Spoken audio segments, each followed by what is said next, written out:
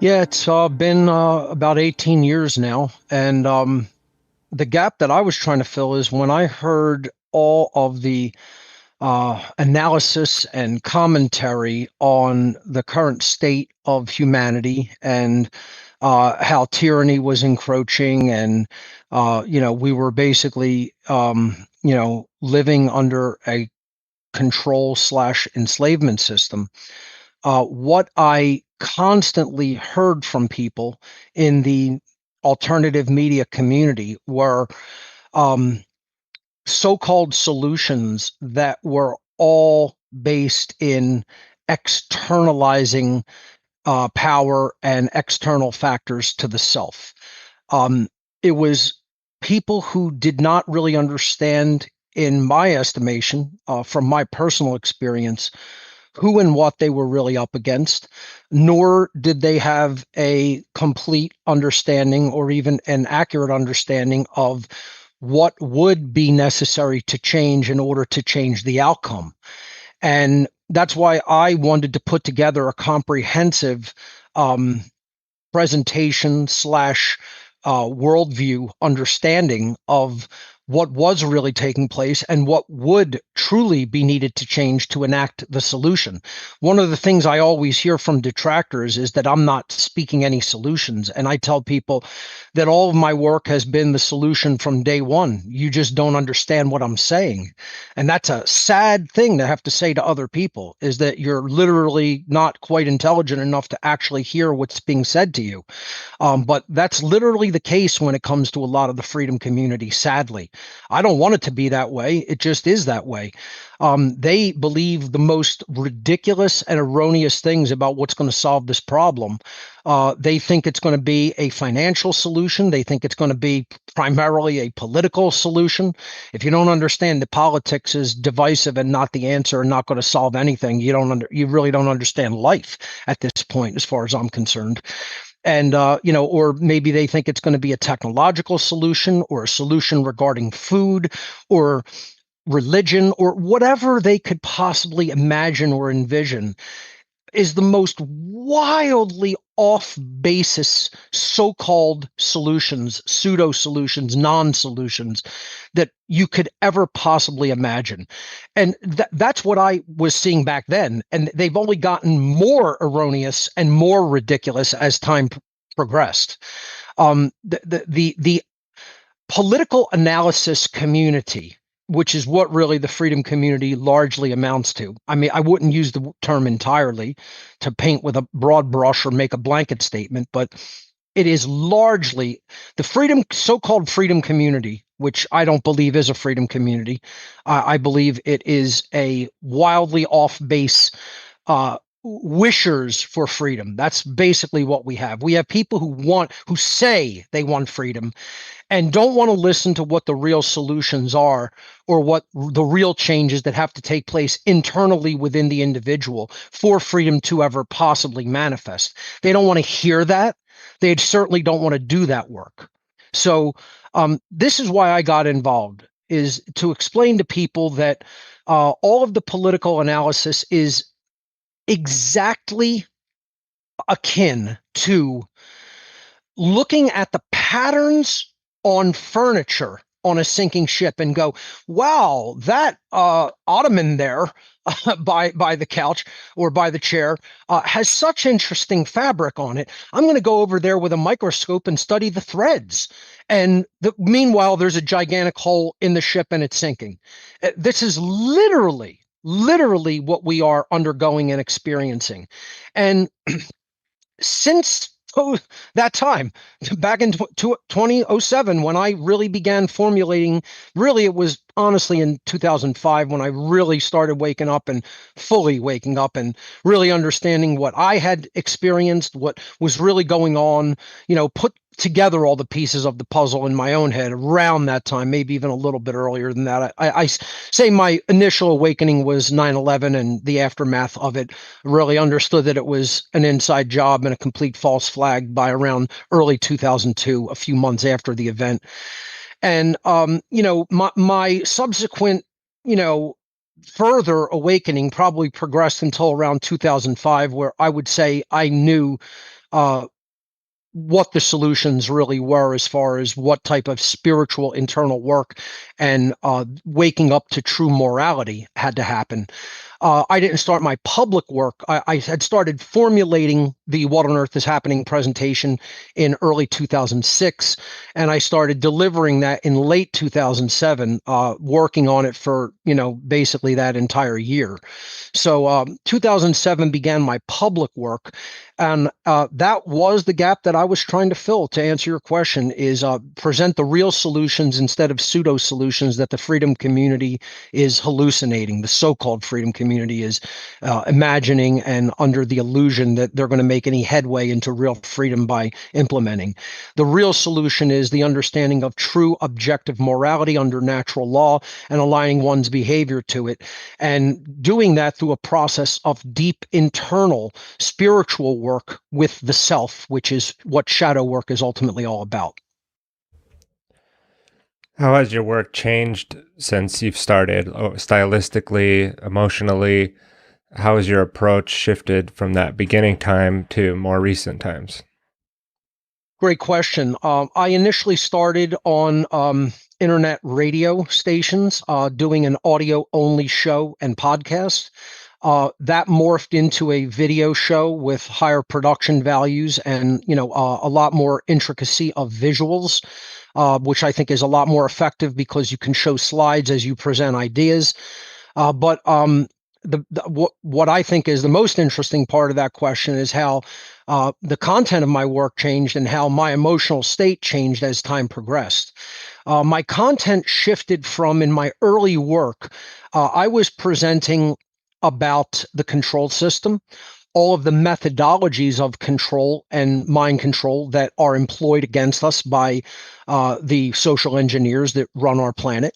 I was really deeply talking about the occult and occult traditions and systems, and the symbology thereof and practices. And a lot of people were very into this early work. They supported me tremendously and were I was just the love of people's hearts back then, let me tell you, because everybody wants to externalize everything and point fingers outward and say that's the problem, they're the problem. And I'm not saying that my work was bad or that it did harm, but it was too externalized for people who really shouldn't have received a notion of it's not you that has to change, it's they're the problem. I was projecting that way too much in my early work, as far as I'm concerned. I probably would have maybe gone back and did it slightly differently, but nonetheless, I think that's important information to very much understand. It really puts things in perspective and paints a framework of who's really doing the enslavement to humanity, why they're doing it, what their mental framework and their worldview is, the systems that they use, the techniques they use, the symbolism they use. It's all very important to understand. I would not teach that. Like, I think that needs to be taught and understood. The problem is when it's there's so much complexity involved in that, and there's so much detail involved in that. You have to spend a lot of time to unpack that. And I spent the better portion of a year and a half to close to 2 years simply talking about that aspect of this control system. And when you do that, it gets people into a loop of thinking. It gets them into thinking this is all factors outside of us. This is nothing I need to do anything about. This is just, he's going to make people aware of this and then things are suddenly going to change. And that was never my intention. I always understood the spiritual aspect of things. I was simply trying to present the information in a stepwise progression to get people from point A to point B. And I think I did a great job of that, quite frankly. I think I have a very logically structured presentation and podcast series with visuals, with slides, that really unfolds someone's worldview over time. And that was my intention. The problem is that the community of, let's say, people who want to analyze the control system and people who say that they want freedom are very much people who believe that these are somehow external factors, that they don't have to get personally involved, that they don't have to change their own thinking. They believe they're fine the way they are. They believe the problem is not created or generated by their worldview, how they are thinking, what they believe, and what they erroneously believe the solutions are. So as my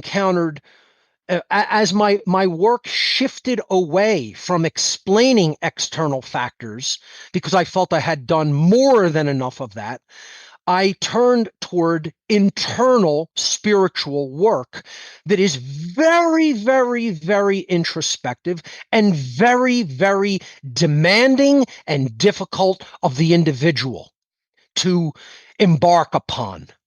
And when my work shifted from those external factors of explaining the control system and its methodologies to completely turning inward and looking at how the individual sees the world, functions in the world, their belief systems, what they are thinking, feeling, and doing, and what they believe the actual solutions to the world crisis of control and enslavement and the destruction of freedom and the division of humanity into more and more violence and degeneration.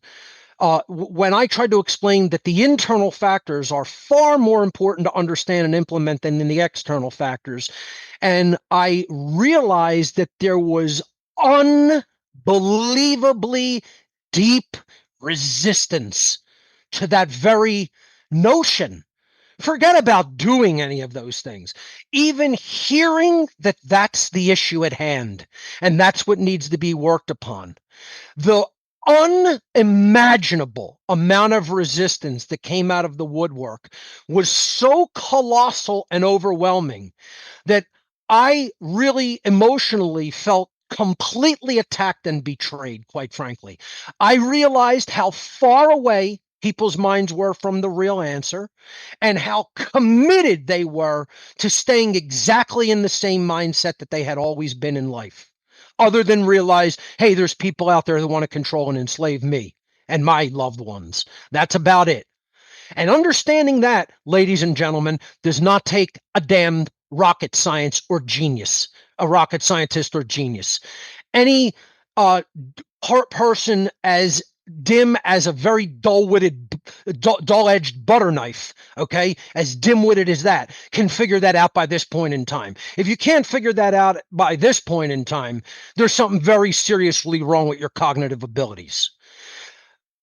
But good for people who figured that out. Wonderful. You're not special. You're not unique. You haven't done anything earth-shattering. You haven't done anything absolutely astounding. Okay? That's the very beginning of the change that needs to take place. The problem is people stay right there. They don't budge in their worldview and in their understanding. And they just say they want to attribute it to external factors or groups and say, it's all the Freemasons, it's all the Jews, it's all the Jesuits, it's all the Rosicrucians, whatever. And they sound like infantile children who really don't have the ability to reason. Because if you think there's anything that unidimensional in life in general, you're delusional. It's complete illusory thinking. It's complete degenerative thinking. It's complete childish thinking is what it is. And when I start explaining that to people and trying to get them to understand that the internal spiritual state has to change for external factors in the world to change. There's so much resistance to that because they're trapped in all kinds of illusions and religious thought. And when I say religious thought, it has to be quantified and defined. It has to be understood from the perspective I'm using the term religious thought or religion. I do not only mean the traditional cultural religions. And I have to say this in every interview for new people who may not be familiar with what I'm talking about in my work. I do not mean just Christianity, Judaism, Islam, Hinduism, etc. Religious thought means any erroneous form of thinking. And erroneous means false. It means it's not aligned with truth. It's not aligned with what actually exists in nature. It's a false constructural idea of the mind.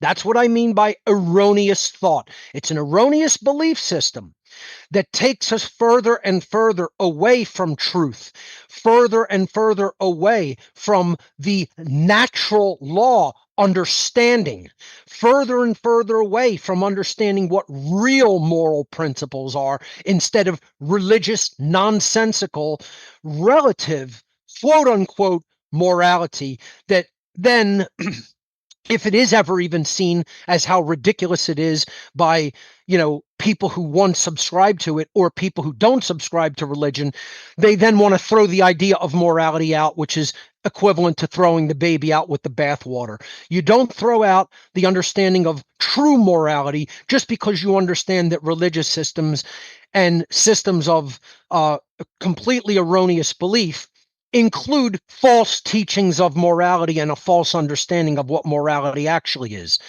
So I am trying to bring people to the understanding there is true objective morality. Aligning with it is the path to freedom and is the solution to the system of slavery in place in our world. How anybody could not hear that I'm presenting solutions and say I'm not solution oriented, they are low IQ. That's the only way that I could put it. They're degenerate thinkers. They're not higher minded people. They're simply degenerate, low IQ individuals. And as I've said, I've explained from day one what the actual solution is. The actual solution is alignment of our behavior. It's a restructuring of our worldview. It's doing internal spiritual shadow work upon the self to reevaluate one's worldview and come to the understanding of true objective moral principles, which you then align your behavior to in life. When the aggregate of humanity does that, freedom results. Freedom is not for an immoral people. Freedom is only for a truly moral people that have their actions, their worldview, their emotions, and their actions aligned with true objective morality under natural law. And let me just conclude briefly. That is the gap that I attempted to fill because hardly anyone on this planet is speaking about those things. Right. They're all analyzing political and financial situations, and that is not the solution. Those are pseudo solutions. And what I'm talking about is the real solution to human freedom. Whether anybody believes it or understands it or not, it's still objectively true. And it's testable. It's a science. It's not a belief. It's not a religion. It's a science of morality. It's a science of behavior is exactly what it is. And people may down the line eventually understand it. They absolutely don't right now. They're unbelievably resistant to even considering it. They scoff at these notions. They think I've gone off the deep end or something for being as angry as I've gotten over people not understanding it over 18 goddamn years. Okay. And it doesn't matter what those people think ultimately. It's still true nonetheless, and humanity will either understand it and prosper and eventually become free, or they'll extinct themselves. That's how things are going to go because free will is operating in the universe. So you could ignore it at your own peril, or you could try to understand it and make the world a better place. Those are people's options. And it's like you said, the two reasons that you provided there that people don't want to hear those solutions, but then they also claim that you're not providing them. So they kind of go hand in hand, right? That willful ignorance of what you're saying as the solutions, they can try to pinpoint and say, okay, I don't agree with that necessarily, that point, but they're not even hearing the point, and it kind of relates to the fact that they don't want to, right? They don't want the responsibility that comes with true knowledge of how things work. That's all it really boils down to.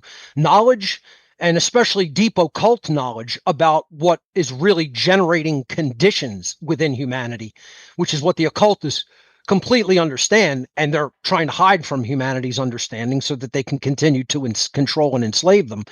That kind of deep knowledge carries deep personal responsibility with it. That's why people don't want to understand it. They want to remain ignoramuses. They want to remain completely irresponsible people. They believe they can never truly shirk personal responsibility for what's going on. But guess what? You can't, because the universe is ultimately going to hold you to account for your ignorance or for your lack of true right action in this world. And why is natural law central to your message? You ended on that a second ago, that's really Yes. why it's become central to your message. So let's just go right into that and the work that you've done around that topic. So natural law is the universal, non-man-made, eternal, objective, and immutable conditions that ultimately govern human behavioral choice.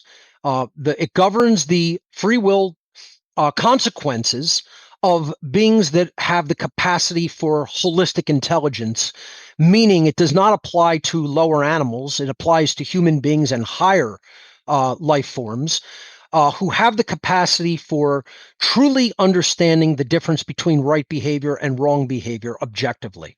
And that doesn't mean that they do understand it. It means they have the capacity to understand it. It means they have the brain power, they have the nervous system and the type of brain that is capable of reason, that is capable of judgment and reason, and truly understanding differences between behaviors and why certain behaviors are moral and preferable and other behaviors are immoral and not preferable to an outcome. And there is a law within natural law consequence that I refer to as the law of freedom. It's a law of consequentialism. It means that if we behave in certain ways in the collective, in the aggregate, then we're going to receive an outcome in the aggregate. And if we behave in different ways in the aggregate, we're going to receive a different outcome. It's very simple, logical understanding of how natural processes work and the consequences of laws work, no different than the understanding of the consequences of any physical law. If you hold a piece of paper in a fire, it is going to burn up. Okay, that's just a physical law. If you put a fork with an unprotected hand into an electrical outlet, you are going to be shocked by electricity, an active electrical outlet. That's a natural law. It is a physical law, but it is a natural law. It is a law within the boundaries of the laws of nature. Behavioral law works the exact same way within nature. It's a law that is operating in the universe that requires an understanding of something in order to align your behavior to it. This is why, if we have an important document, we don't put it over a flame. This is why, if we don't want to be electrocuted, we don't stick a fork in an electrical outlet, because we have an accurate understanding, at least to the extent that we need to, of how those physical laws work. Well, if you don't want enslavement and if you don't want complete destruction upon your entire civilization, you learn what natural law regarding behavior is. Just like if you don't want to get electrocuted, you learn how electricity works, not to stick a fork in an outlet. So it's a very simple, practical, natural understanding of laws that are operating all around us in human life, in daily life. And the main law within it is, as as morality increases, freedom increases. And we're talking about in the aggregate. We mean collectively over the body of humanity. This is how karma works over an entire species. I would say, yes, there is such a thing as individuated karma, as individuated consequentialism or cause and effect of your behavior, but it is not as easily seen in life in certain instances as if you study the progression of how karma works over time over a species. And that's what natural law reveals. That's how natural law reveals itself unto us and is understandable. It is knowable. It is, we can even experiment with it if we wanted to. Okay. It is objective. It is knowable. It has boundary conditions that are testable and understandable, just like any other law of nature, just like any other science. It is a science of behavior. As morality increases, freedom increases over the aggregate of a civilization. As morality declines, freedom declines, and we go deeper into bondage and enslavement. So all you have to do to understand the effect, which people will make the recognition and acknowledgement that it is tyranny, control, and slavery. And the more intelligent people will understand it's ultimately eugenics and moving toward depopulation and ultimately extinction. If you understand those are the results, then all you have to do is go back and look at what the cause is. The cause is immoral behavior, immoral thought, immoral behavior. Belief in nonsensical, wrong ideas that ultimately lead to immoral behavior. And that's the cause. And only removing the cause, only changing the causal factor will ever lead to a change in result. This is what the unintelligent do not recognize. They don't understand the link of causation. They don't get that if you think and behave a certain way, and that's how the main aggregate of the body of humanity thinks and behaves, you're inexorably and invariably moving toward the outcome of enslavement. And if you change that worldview and you change that thinking from an internal spiritual perspective, the outcome is going to change as the aggregate body of humanity changes in those capacities over time. It is not that difficult to figure out, ladies and gentlemen. It just takes observation, and it takes the understanding of our current orientation and where we are really at as far as the human condition is concerned.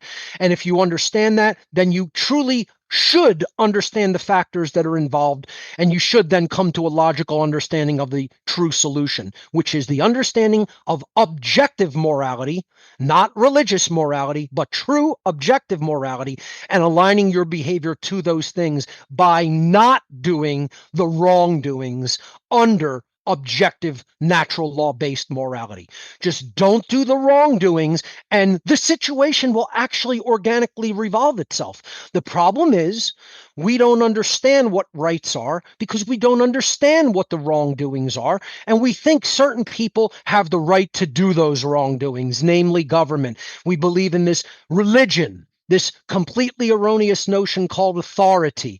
And we think people are allowed to do the natural law wrongdoings just because they have some name attached to themselves, or some badge, or some costume called a uniform, or some position in society.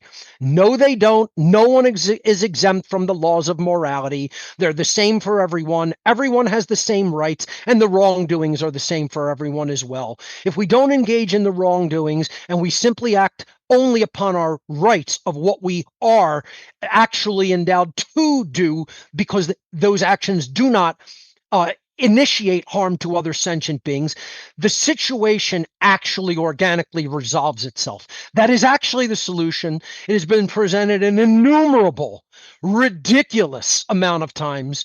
People can't hear it as such because they're so under mind control, they're so under deception, they're so under erroneous thinking. They're just, their brains are burnt, is what it really comes down to. The chemicals in the food, air, and water have burnt their brains. They can't think straight. They can't reason. They don't have any logical faculties within the mind anymore.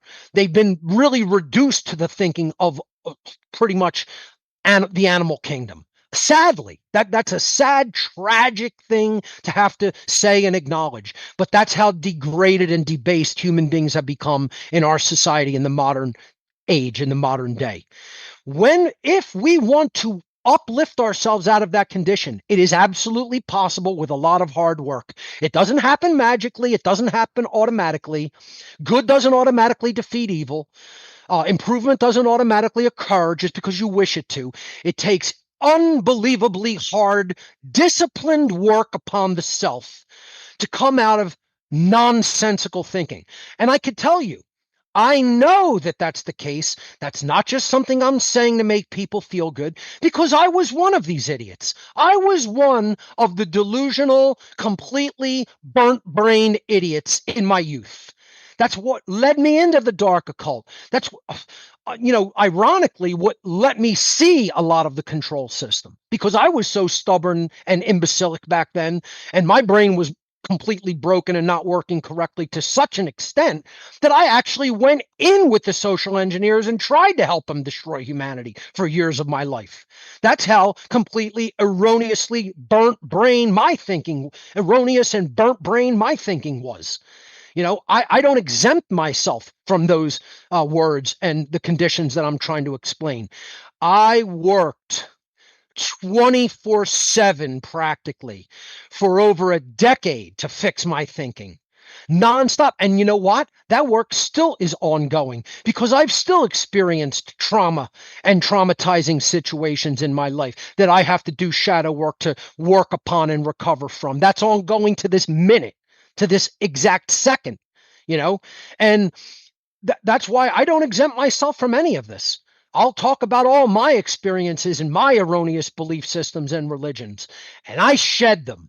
I shed them over immense, disciplined work over more than a decade of my life, and continue to do that kind of shadow work. And this is what people resist, because do you know what it takes? It takes being honest with yourself. It takes absolutely telling yourself things that you do not want to hear about the person who you currently are. That's why people say, you want to tell me the problem lies with me and in my internal state and my mindset and my worldview? I'm turning 180 degrees. No, you're the problem. I'm out. And you're the problem for even saying that it's me, or it's people like me, or it's just humanity in general, and they're screwed up thinking. And this is why people hate my later work. They'll say, oh, go listen to Passio's early work. Don't bother with his later stuff. You know what that means? I tell people, you know exactly what that means. You don't understand one thing I said from day one. Zero. No understanding whatsoever. You stayed completely stagnant. You didn't learn. You didn't grow at all. My later work is my most critically important work, because it's not only going to show you what the real solution is, instead of just endlessly looking into Satanism or the occult or symbolism or secret societies or control methodologies. It's going to make you turn inward and look at how are you contributing to the problem? How is your distorted thinking contributing to the problems of humanity? How are you staying in your current mindset and worldview actually lending to the continuation of the human condition of slavery? And guess what? It's practically everything. Without changing your worldview, without changing your understanding of the dynamics involved and understanding natural law and aligning your behavior to it, you are on a sinking ship, and you're looking at the other end of the ship where all the water is at, and you're like, glad the hole's not in my end. That's how dumb people like that are. They're dumb as stumps. And I told them so, right? I'm not a shy person. I'm not a person who's worried about any kind of repercussions. Believe me, I made my peace with life and death the minute I told the Satanists that I was working with and trying to help enslave humanity at one point. Not really enslave, but doing the work to basically put humanity under a delusional spell. Okay. Once I realized it was ultimately about enslavement is when I had my crisis of conscience and changed my mind to work with them. But when I was working with them, you know, I fully understood where they were trying to take humanity.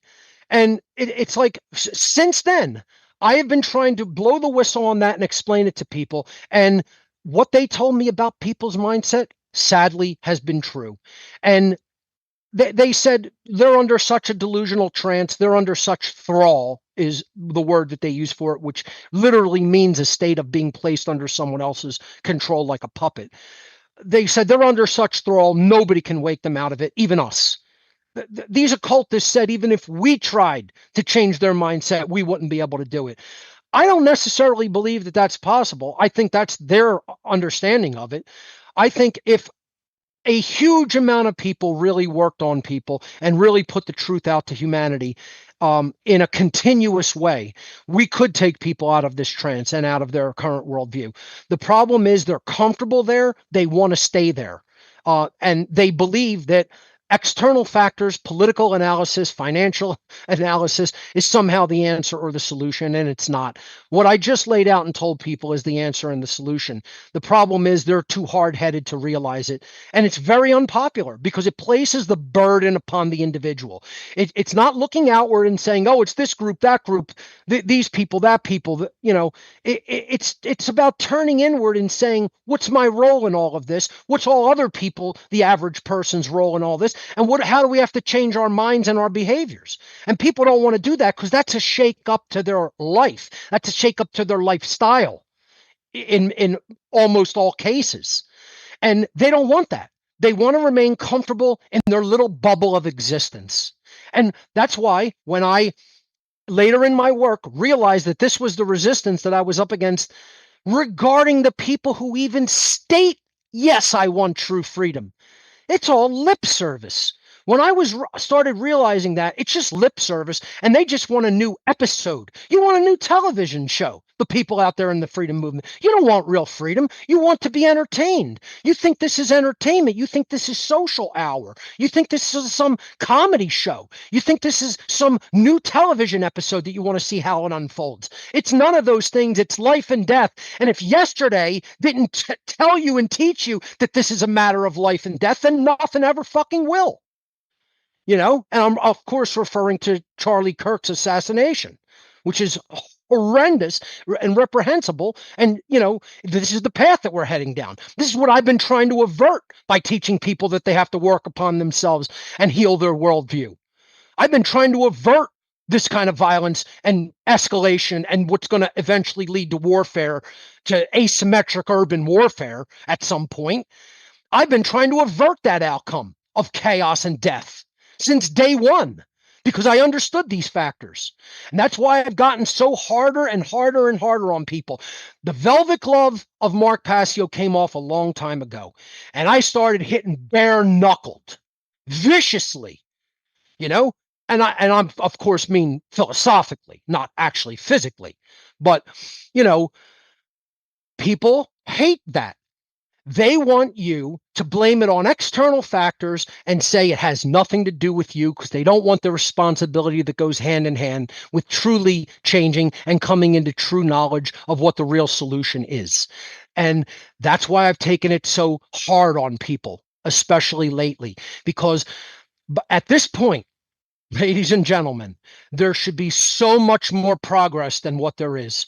There should be so much more understanding of the causal factors and what the real solution is. My message should be everywhere by this point, literally dripping from everywhere. And you know where it is? It's nowhere. It's practically nowhere. It's in such a tiny hidden corners of cyberspace. It is practically not in anyone's mind. It is practically not in anyone's mouth. And that's literally the problem, is that the true solution hasn't been identified and amplified. And it has been by a tiny few people in what you might call the natural law community, the true freedom community, the freedom community that understands that in order to be free, humanity must first be moral and good. And that's a tiny, tiny, tiny percentage of people. It's an insignificantly tiny percentage of people. And until that message gets amplified greatly by people who you want to see what's going on in the world and you're confused and you don't understand and you're horrified, listen to this message, ladies and gentlemen. This is the message that has to be paid attention to and listened to. Not because I'm saying it. Many, many thousands of people throughout the history of this planet have said it an innumerable amount of times. They've worded it in a million different ways. Okay? I'm nobody special because I understand it. And neither is anybody else just because they happen to understand it. The message is what's important, not the individual speaking it. My message, the message, has to get out there to people. It has to be understood, it has to be amplified, and it has to grow. Or we're going to see more incidences of completely mindless, senseless violence, of people thinking that they just go around killing somebody that they disagree with, of, escalation of tension leading to war. And I don't want to see that. I never have. I will be prepared if that eventuality and that sick, unfortunate outcome occurs. I'll be ready. I'm not going to, I changed my mindset about that a long time ago, because I was like, oh, I'll just give up on the first day and die. And then I thought about it and I'm like, no, my message is too important to just give up like that. I'll be ready in the eventuality of when violence in that capacity comes my way. I'm going to try to survive it because my message is too important not to. So, I don't want to see that outcome. And I've told people from day one, this is the solution to avoiding that outcome. And it's like you've said, I mean, the external world is a reflection of really what's going on inside of us. So if we're seeing escalation of violence or continuation of it, that doesn't mean, there's all this violence happening out here in the world, you know? It's okay, that's violence happening inside of ourselves. We're doing the violence internally to ourselves by ignoring this information, or dozens of other things that we'll do to avoid taking responsibility. Like you said, it's a form of self-violence to the self, right? And then what do we see erupting in around us? So to me, it's not surprising. Oh, some guy gets assassinated, you know, at a university. I'm not surprised at all. You know, I'm not surprised there's not more of that happening with the amount of ignorance that people are in, because like you said, it's just a reflection of your internal state, what's happening or outside. So you got, you know, school shootings going on and everything else, but we have mass violence happening inside of people, if that's the case, right? If we're having these little blips happening outside in the real world, oh my God, what's going on? Well, yeah, exactly. We've been ignoring this information. We've been ignoring ourselves. We've been Sorry. ignoring the knowledge of the self this whole time. Yep. So, And, yeah. people think that just any kind of ignorance is someone's right. Lots of ignorance is a right for an individual. Tons of different kinds of ignorance. I'm drinking a glass of iced tea right now. I do not have to know how to cultivate and grow and harvest the kind of tea that I'm drinking right now. Okay, that is, I am absolutely within my rights to remain ignorant of all those processes. But there's other kinds of ignorance that we do not have a right to engage in and just stay in that mindset. And that is, how does freedom work? What is true morality? What behaviors do initiate harm to other sentient beings? We don't have the right to remain ignorant of those things. And again, that's the underpinning and the basis of natural law-based morality. And not learning those things is not a right. You are in that form of ignorance over the most important things in life, which ultimately generates the conditions that many, many other billions of people need to live in, is not a right. That's not a form of ignorance that is a right. When you stay in that ignorance, you're a bad person. And this is what I'm saying. Willful ignorance regarding natural law in the presence of an immense amount of knowledge regarding it is actually the measure of a bad person. That's what makes someone a bad person, is they don't have any care or concern for what is right versus wrong. And let's define that briefly. A right is an action that does not initiate harm to other sentient beings. Everything that does not initiate harm against another sentient being is reserved as a human right. Therefore, what are the wrongdoings that do violate natural law, that do violate objective morality and other people's natural rights, especially the right to remain unharmed? Well, those are 7 behaviors. 7 behaviors which harm or diminish or defraud other people. If you are harming, diminishing, defrauding from another person, you are conducting harm against them in the objective world.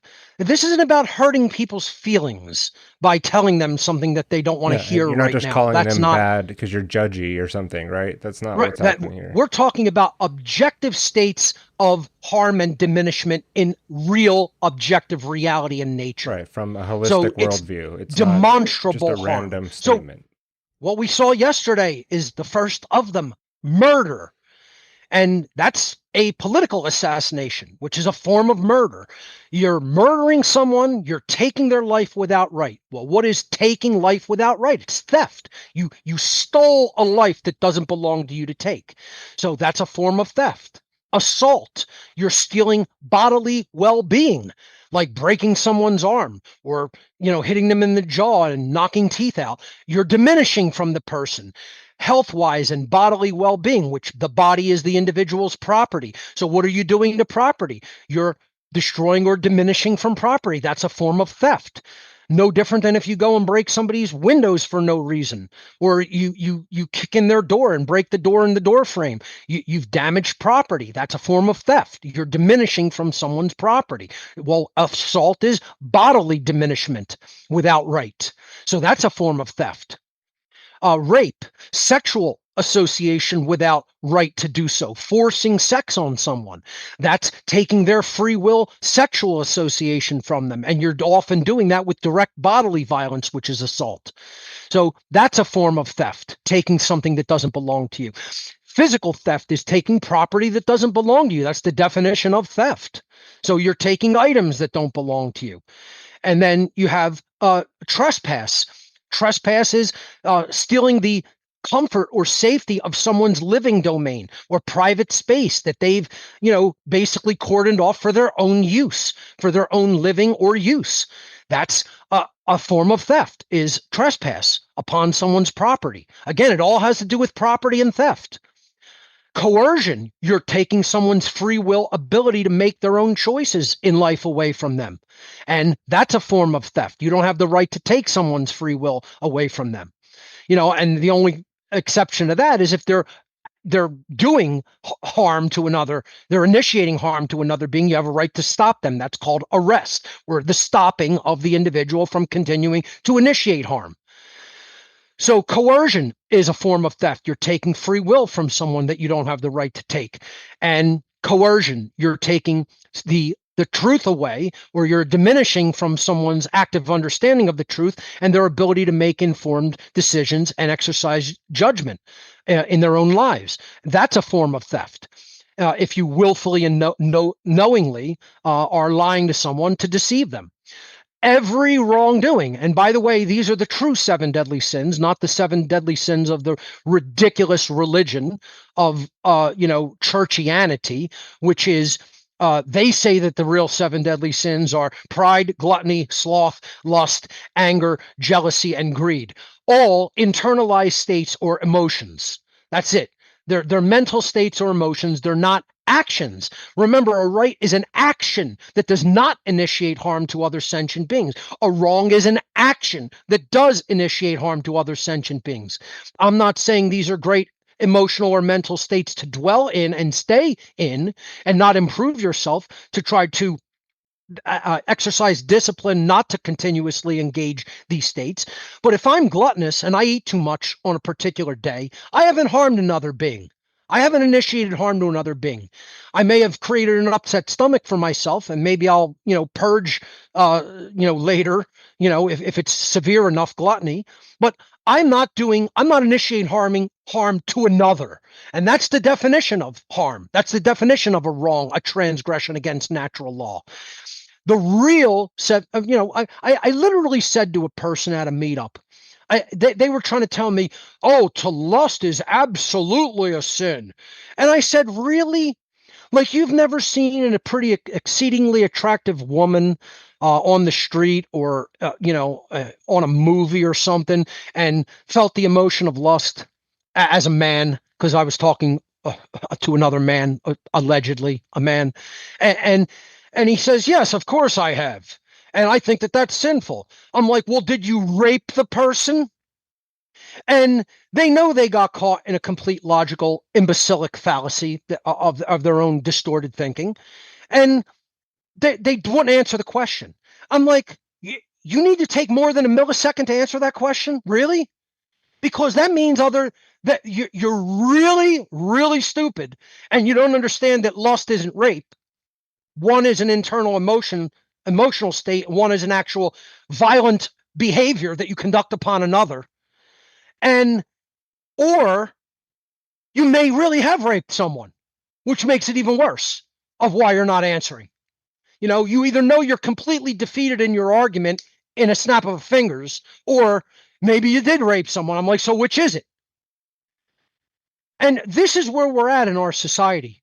The people want to be attached to their bullshit religious thought so deeply that they won't even answer a simple question. Have you ever raped somebody that you lusted after, or felt lust regarding when you saw them?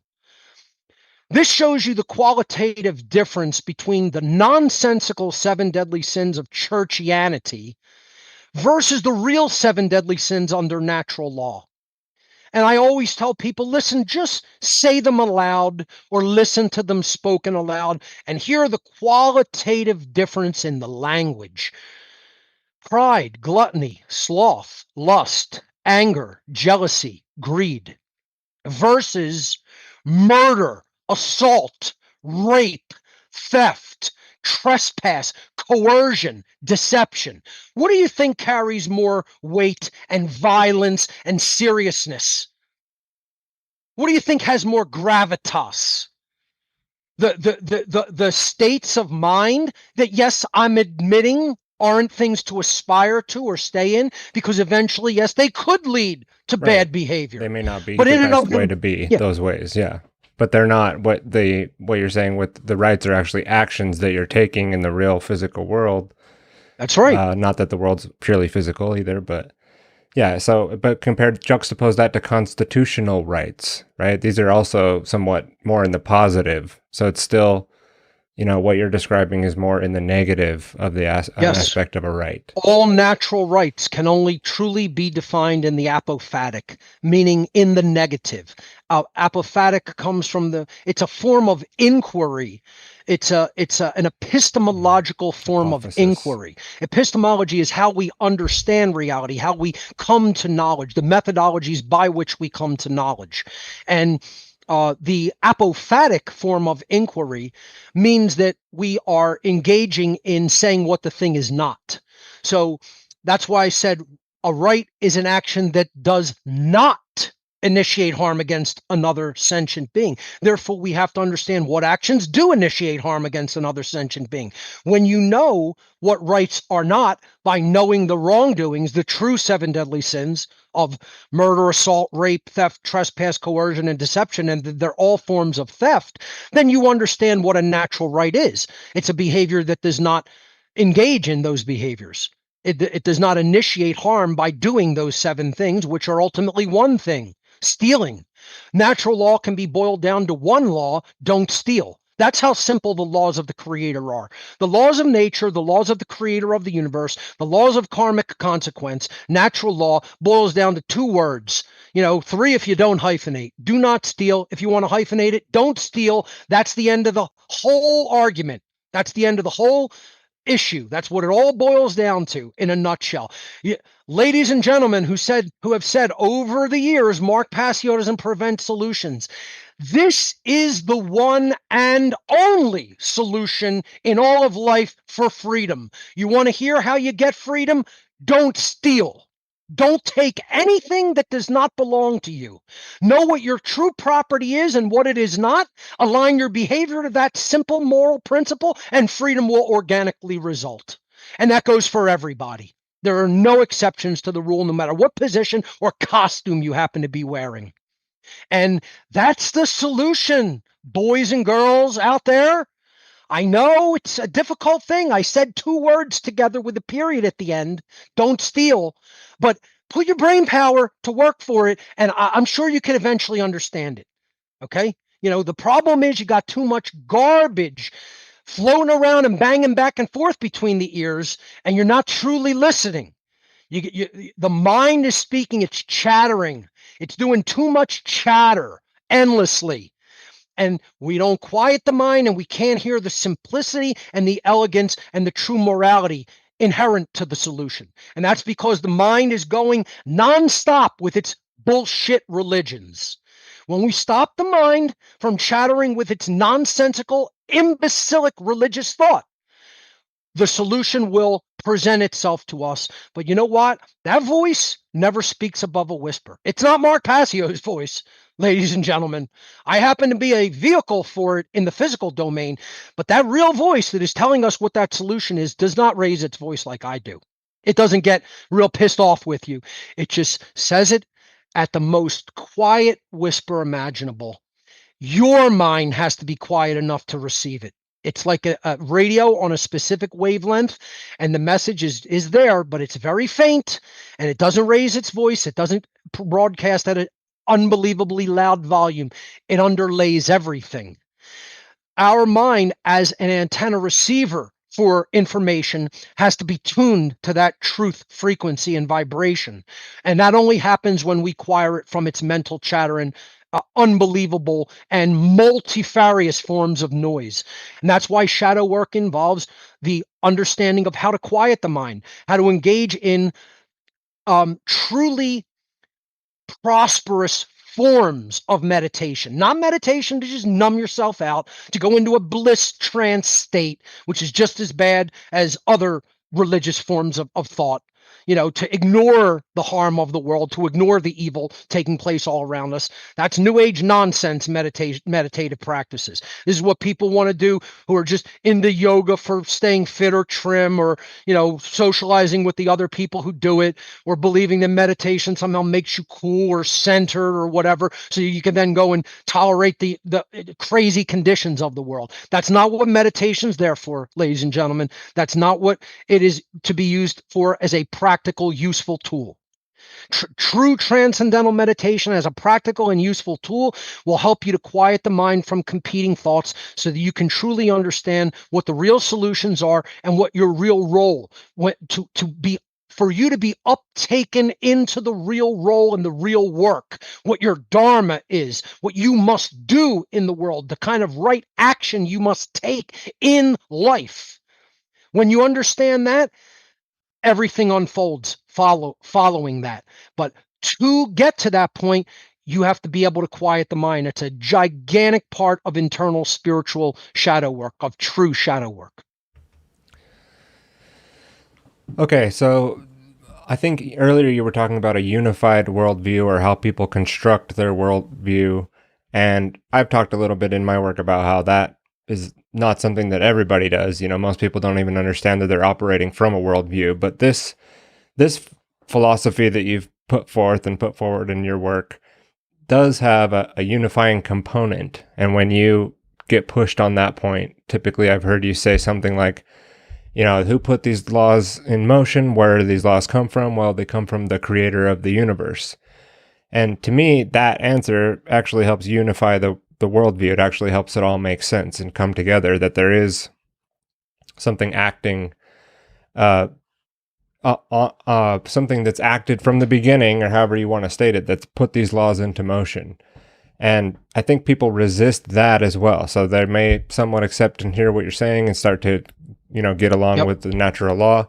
But when it has to come from a creator, I can't quite go that far with you. But to me, it's like, it doesn't make sense unless you add that component. So it's really just kind of taking the world view and unifying it holistically. These are the same kind of people. And I'll preface this by saying I'm neither a religionist or an atheist. I reject both of those false, dichotomous paradigms and schisms, because that's what they are. They are dialectics. They are Hegelian dialectics for people to fall into, so that they never understand the truth of how our reality is structured and operates, which is knowable, which is not something that is unknowable. I say part of the worldview has to be the truth is knowable. The biggest lie and the biggest destruction of a healed worldview is that the truth is not knowable. Truth is knowable if we work hard enough to understand what's really taking place around us. That takes observation, that takes dedication, that takes intelligence, that takes care to learn and know what it is. It is not unknowable. The universe is not here to torment us with its unknowability. That's part of a sick, twisted, distorted, psychopathic worldview, that everything is here as a prison to torment us. No, it is not. This is not an evil domain. This is a domain of free will and consequence. Choice and consequence. That's the big lesson here, okay? Is how do you organize your choice? How do you structure and organize your free will choices so that you can gain maximum benefit? See, you could liken it to game theory, because natural law has been game theoried. The mathematician John Nash actually wrote about natural law mathematically in his paper called Equilibrium. They made a movie about it called A Beautiful Mind with Russell Crowe and Jennifer Connelly. Some of the best acted parts in, I think, all of film, and one of the best movies ever made. If people haven't seen it, watch that film. What's it about? Governing dynamics. That's the key thing in the film. That's what natural law is. How do you receive the maximum beneficial outcome? And that's what I'm trying to get people to see and understand. They're resistant to that because of religion, because they have a religion, whether it's a cultural religion, whether it's the religion of authority, whether it's the religion of scientism, whether it's the religion of atheism, doesn't matter. It's all erroneous thought. It's all, you don't have enough information and you think you do. See, that's where I perhaps went even overboard excessively in the other direction. The amount of information that I took in to understand what I understand, because I saw what I saw, it drove me into a state of over the top drive, into, let's just say what it is, obsession. It drove me into a state of complete obsession. I would absolutely say I became obsessed with understanding what was really going on in this world. When I got a little pullback of the curtain and a peek around the other side and saw who's running the game, who's running the show, what their ideology is, what their worldview is, what their methodologies are. And thank God I did, because I was a stubborn motherfucker, a really stubborn soul in my youth. Okay, worse than you could possibly imagine. And it's almost like that was ordained or arranged for me. I don't even want to think about it like fate. I don't like that notion.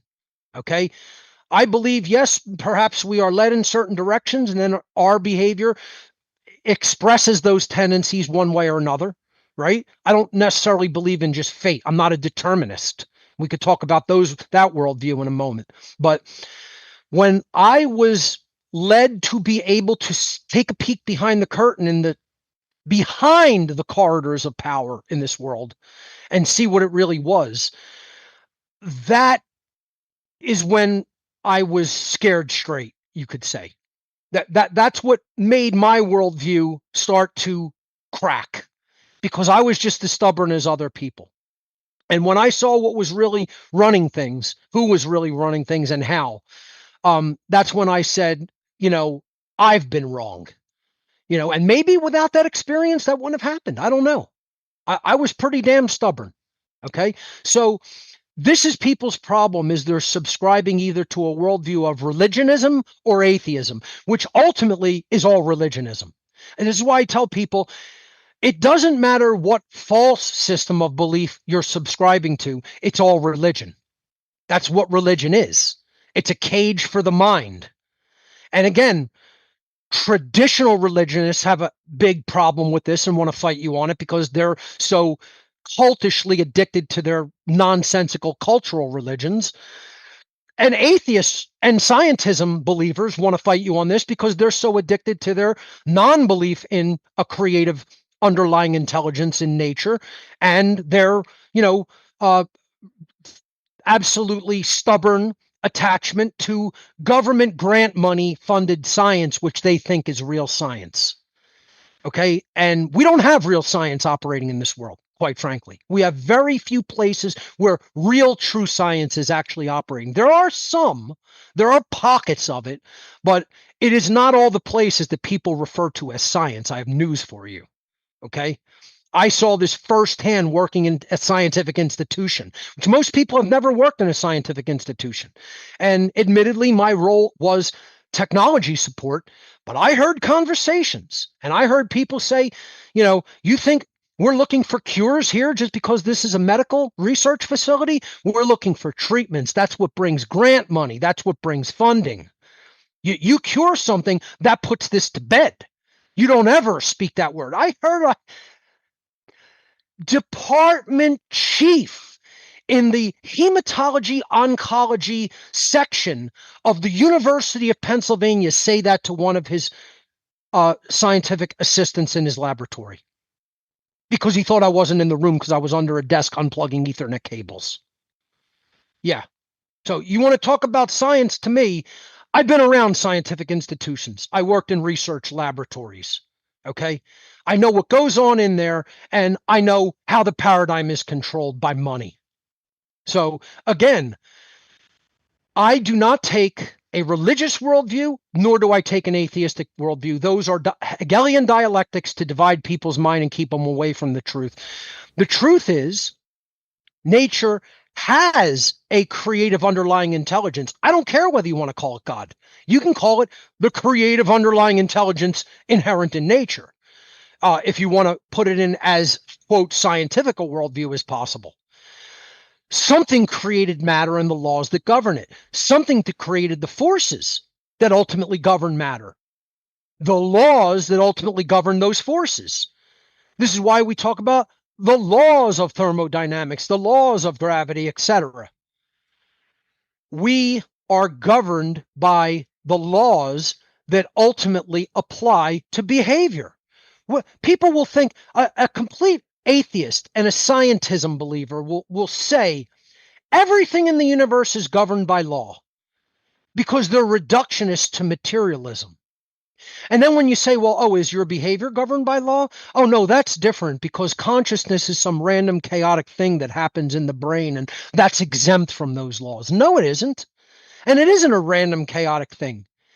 It's a highly organized, structured form of differentiation of matter that requires intelligence to have ever formed into they want something to like pick that. and choose. They want to take a Right. part of a worldview and integrate it. So it's more of utilitarianism for them to take aspects of, I'm going to use That's some right. logic. I'm going to take that logic and my mathematics, these concepts that don't physically exist in the physical world, and apply them to my materialistic, deterministic worldview. That's right. So That's it's exactly correct. not a I couldn't starting have said point. it any better. You're Very providing well a said. transcendental argument that I don't think they would accept that they would. That's why they wouldn't accept your argument, because it transcends the physical and it integrates a God, a creator, into Right. the worldview, which to me helps unify the whole thing and make it make sense. It's Yes, not a religious notion. It's just it a is not. logical notion. It's reasonable. And these people's worldview, it's coming from Newtonian materialism, which has since been long scientifically disproven. It's coming from Hegelianism. It's coming from Marxism, Marxist materialism, which is the underlying of all kinds of totalitarian beliefs, namely communism, etc. It's coming from a Darwinistic worldview as well. And all of these, again, as you said, lead to deterministic worldview. This is the worldview schism. Is it deterministic or is it random? Okay. And it could in the left brain schism, it could be either one of those things: pure randomness and chaos, or total determinism based on materialism and matter. Even in the religious worldview, it could be completely deterministic because, in their worldview, God controls everything, is all knowing, is all seeing, is all powerful. And so all choice is preordained and predetermined. So where's the role of free will?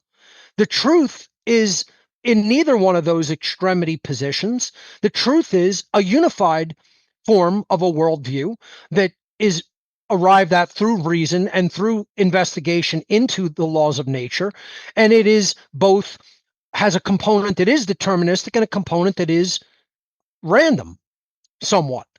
And that is the deterministic component is natural law. There are laws that are inescapable in their consequence. So is if I take this piece of paper and I let it go, does it fall downward toward the center of the earth? Yes, it does. That's a law that is operating as long as we are here on earth. You know, it's deterministic. It's a function of the natural realm and how it is structured where we are at right now. You go off into space and you hold this and it'll just hover there because the gravitational force of the earth is not going to apply to it there. That's still a law. That's still how the laws of nature are operating in the domain where you are currently at. It's not random. That's the deterministic component of the laws of matter. The same applies to behavior. They're not random. They're deterministic. They work a certain way all the time, everywhere in the universe. So that's the deterministic component, natural law, the governing dynamics of behavioral consequence for intelligent beings, for holistically intelligent beings who have the capacity for holistic intelligence and reason and the understanding of the difference between right and wrong behavior. The randomness component is free will because, I could exercise free will and snap these eyeglasses in half for no reason. I could also not do that and place them back down on the desk. I could take that piece of paper that I just held and tear it in a million pieces, even though it has important information on it that I want to keep. I'm going to exercise my free will not to do that. It's the same thing when it comes to natural law and how we interact with consequential law of behavior. We exercise the randomness component and we try to do it not randomly. We try to do it in an ordered fashion that is based in the understanding of the law. So, again, as I said, if you do understand the laws of, electromagnetism, you are not going to take a metal object like a butter knife and insert it with a bare hand into an electrical outlet. You're not going to go to a high tension power line that just may have come down and you see sparking and it's all, live, obviously, and go grab it like that, unless you want to die. So the understanding of the law means we exercise our free will in an intelligent capacity. If you know that there's a jagged, rocky bottom to a 1,000-foot cliff, you don't go and do a triple somersault over the edge of the cliff because you're going to be dead when you hit the bottom, because you know how the law of gravity operates in this space. So, well, even if you don't know how it operates, you can observe it. Like that one's more observable, but you could throw a ball. I might not be able to describe it correctly. Throw a basketball off and watch it explode when it hits the jagged rocks. But I don't have to know the mathematics behind it. Like, so correct. Even just like human beings living together a certain way, I can observe ways that work and ways that are very destructive. And I don't have to go as deep as you've gone, like you said, obsessively seeking. But, people don't want to accept it. So that, like in your presentation, I wanted to go into a little bit here, two masks, same face. We don't want to accept what these behaviors of humanity does on a mass scale. And we're about to basically repeat the same thing that you discussed in that presentation. How have your thoughts changed, or looking back on that presentation since doing it pretty recently? What are some thoughts on the overall presentation and how it went? And I'd have to say it was well received by my community of people and people who want to open up their mind and their worldview to understanding how totalitarianism actually results in our world, how it progresses and how it results, and how it is driven by sick, occult religious worldviews, meaning worldviews that are hidden and eventually express in completely devastatingly destructive ways to human freedom and life. But they originate as occult belief systems that are brewing and bubbling under the surface of our society. And I gave that was like an 8-hour presentation on the underpinnings within occult belief systems and occult societies that led to the formation of both the Nazi Third Reich and the Soviet Union and communist China, and just worldwide communism in general. The Bolshevik Revolution leading to the Soviet Union, and now, the Chinese Communist Party. So there is devastating, colossal proof that these ideologies were not just things that came out of regular society, but were fomented deliberately by occult orders and dark occult practitioners. I went into it in painstaking, incredibly deeply researched detail that took 8 hours to unfold and unpack. And I would say that while the small percentage that comprises what I would again call the natural law-based freedom community responded to it very well. Did it really change minds on any kind of a mass scale or get people interested in this understanding of this aspect of occultism in a wider way? No. They're very rigidly attached to their religious belief systems, and they don't even think that they have religious beliefs. All of these people would describe themselves as non-religious, non-spiritual even, atheist, materialist, and yet they have the most deeply held cultish absolute cult-driven religious minds of anybody that I could even cite. That's how rigidly attached they are to completely religious notions. False belief systems that don't do anybody any good, that don't progress humanity, that don't get you to the state that you say you want to go to. It's just erroneous thinking leading to completely distorted results. This just really comes from not knowing how to think. It comes from distortion of thought. When you have distorted thought, your outcomes are all going to be skewed and off. It's like if you're a computer programmer and you get one period in the wrong place, you get one semicolon in the wrong place, you get one comma in the wrong place, your whole program is done. It's shot. It doesn't work right. This is why being correct and having a methodology for being correct is so critically important. You have to understand how to arrive at the truth. That's epistemology. Ontologically, you have to have a accurate view of reality in general. You have to be ontologically sound and not be just driven by fantasy and completely fantastic views of how things work in the world. You can't be driven by dreaming and illusion. So, even before you start an ontological process, you have to have somewhat of a healthy mindset. An epistemological process. You have to have somewhat of a healthy ontology.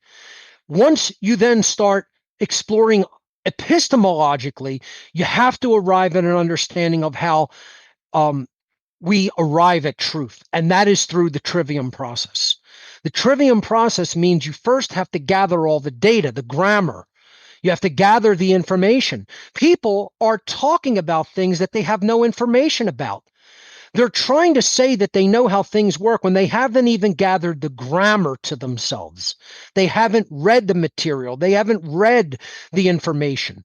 They haven't even gathered the information, let alone poured through it. They haven't performed the second stage of the trivium, which is pouring through all the data once you've gathered it and sifting through it and weeding out logical inconsistencies and logical fallacies from the data set to arrive at an accurate understanding of what all the data means. You have to gather it all. You have to sift through it. You have to weed out all of the things that don't make sense to come to a logical, sensible conclusion about what it actually means. That's the understanding process.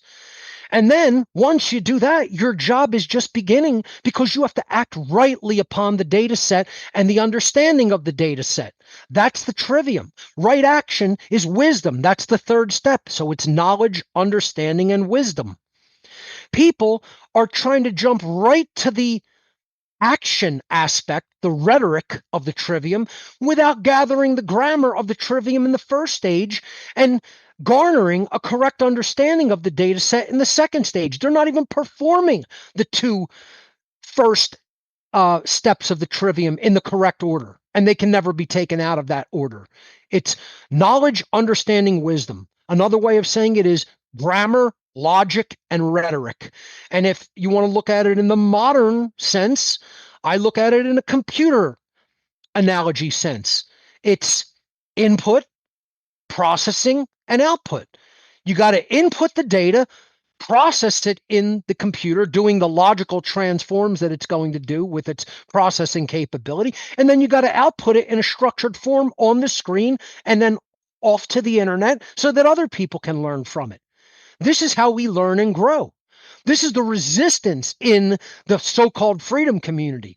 They don't want to perform the scientific methodology. They just want to formulate a nonsensical belief and run with it and then act on it. And you think you're going to get orderly results based in freedom and prosperity? You're going to get disorganized chaos in every aspect of your life because you don't know how to think properly, because the school system fucked up your brains with indoctrination, didn't teach you the correct methodology of learning and truth discovery.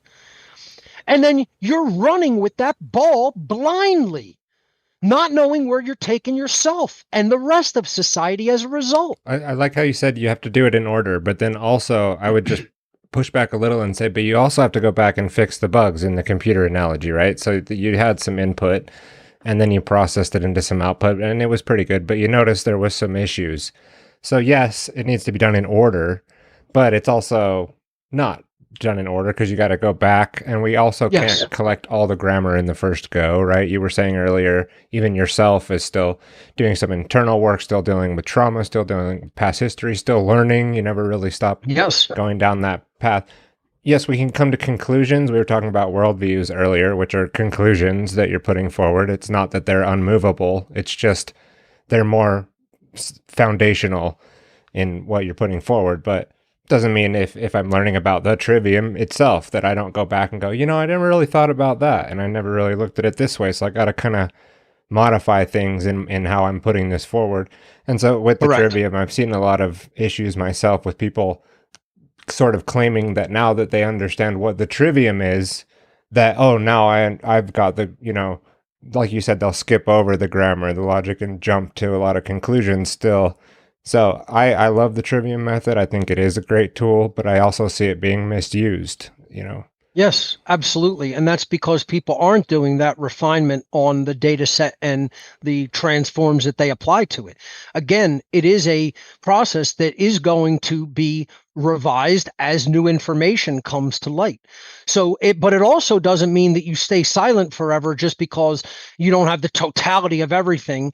You want to act upon what you have determined is true, what you have determined to the best of your ability is true, and put that out there for other people to learn from. And that's how the scientific community should work. We put our results out, and then they are tweaked and refined as new information is brought to light, and new conclusions are then published. So it's always a matter of refining the process and refining the rhetoric that goes hand in hand with the process. So absolutely, that's very correct, as you stated. And keeping it in the technical vein, we need technical skills in this battle. What is your perception on how people are using technical skills or not using their lack of technical skills in this battle? I am fighting not to put my head in my hands right now. It is one of the things that I harp on endlessly almost every single solitary day. The ignorance when it comes to the utilization of technology in our world is so colossal, so profound, so overwhelming that I want to cry. It makes me want to weep into my hands. I don't know how else I could state it. I can't overstate how bad that is, that condition. And I just see people every single day. They have no idea how to use a computer. They have no idea how to just even catalog the simplest of data. They have no idea how to even basically take a digital photo and put it in a folder. They have no idea how to pay for something electronically. They have no idea how to use cryptocurrency. They can't print anything. They don't know how to make a PDF document. Forget about using a digital camera or, video camera or publishing something on the internet or, God forbid, making a website. I mean, technical ignorance is one of the hallmarks of why we're being defeated. It's one of the underlying main reasons why freedom's being destroyed. Because the average person is a Luddite moron when it comes to technology and publishing. And they still haven't even made the connection that the truth has to get out there through technological means. You're not going to tell your neighbor something by word of mouth with no formalization, with no immortalizing of the data and information, and not put it online for other people to inspect and learn from. And it's fleeting, it's ephemeral, it's gone in an instant. And they believe that's how the truth's going to get out there into the world.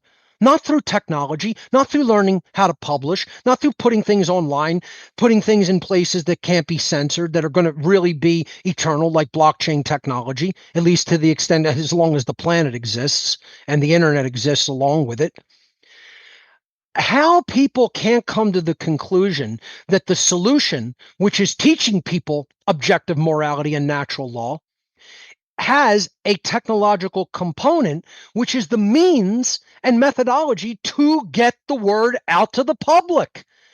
It's like their brains literally can't come to logical conclusions because they've been so damaged, literally brain-wise. The mind and brain have been damaged chemically. They're like chemically lobotomized in a way. And again, that takes unbelievably hard work to come out of, but it is possible. The brain is plastic. The mind is plastic. And I don't mean literal plastic. Plasticity means it can come back from damage. Okay. And in the forms of damage that we're talking about, it is very possible with hard effort, with hard work, to improve the plasticity of the brain and the mind and bring them into better conditions. It is not impossible to improve people. A dumb person can be turned into a smart person. It is definitely, absolutely possible, but it's one of the hardest things to do in life. I'm living proof of it. I was not a smart person in my youth. I may have had the capacity for intelligence, but I was not utilizing that capacity. I was believing things that were told to me and jumping from one belief system to another. Now I have actual intelligence that I have worked and honed through the trivium method, through deep study. This is not something that just comes to you in an instant, in a flash of lightning, you know, or some Satori moment of awakening. This took years of brutal hard work and sacrifice to come out of a pre-existing mindset and heal my mind and my brain and my worldview and my soul and work toward the betterment of my life and my understanding of things. That's what the whole purpose of life. This is what the ultimate long-term goal and purpose of life on this planet is about: learning and growth as a being, as a soul. And people still haven't gotten that. They think it's collecting the most toys or the most money or the most comfort. I mean, if you believe that, you know, absolute selfish and self-serving worldview of life is the correct one, that's again complete and utter delusion. This comes from a complete materialist worldview, and again, that's the worldview schism that has to be healed. This isn't about materialism. This isn't about matter as being prime and everything being spiritless, soulless. You know, it isn't about believing in that God controls everything and he has these things he doesn't want you to do. And, you know, and the church tells you exactly what those things are, or the synagogue tells you what those things are to do or not do. It's like, we have to understand that natural law is not written in any religious text. It's written on the human heart. It's written in the human soul. That's what, you know, in the biblical scriptures, Jesus meant when he said the kingdom of God is within.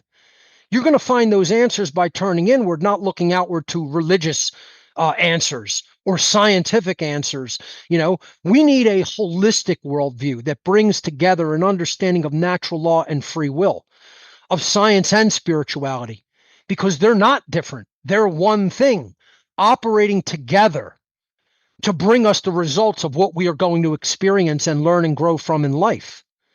And people have just not made that worldview schism healing and that worldview change, that you know, transcendental change mechanism has not really taken off and worked through them yet, because they're still clinging to dead religious belief systems, regardless of what form they take.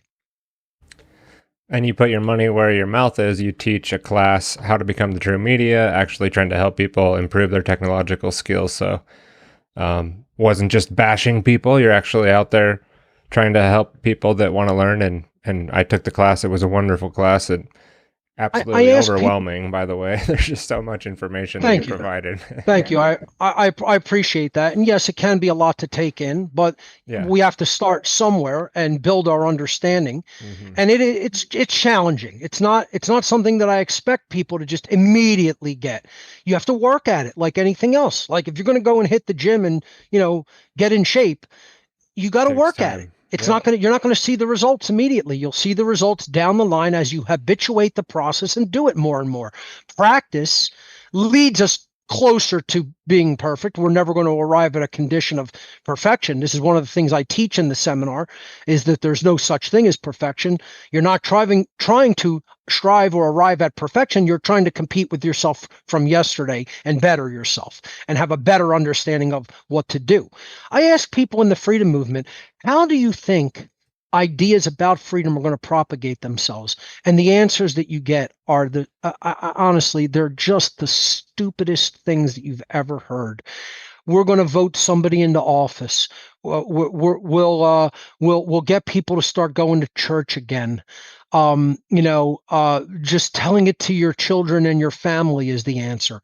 I've never heard more ridiculous, nonsensical things drool out of people's mouths.